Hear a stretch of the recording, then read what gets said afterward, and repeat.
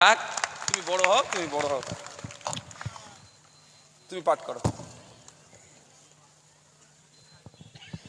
উপস্থিত সকলকে প্রণাম জানিয়ে কবি শুভ্রা ঘোষের প্রিয় নেতাজি আমি শুরু করছি। প্রিয় নেতাজি, অনেকদিন ধরে চিঠি লিখব ভাবছিলাম, কিছুতেই আর হয়ে উঠছিল না। আজ কোনো একটা ঘটনার নিরিখে তোমাকে চিঠি লিখতে বসলাম। ছেলেবেলায় আমাদের দোতলা ড্রয়িং রুমে তোমার ছবি, জন্মদিনে পেতাম বই, সেখানেও তুমি।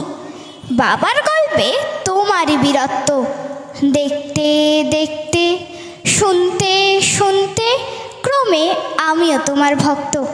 বাবা বলতেন ইন্ডিয়ায় আর একজন নেতাজির দরকার ছিল।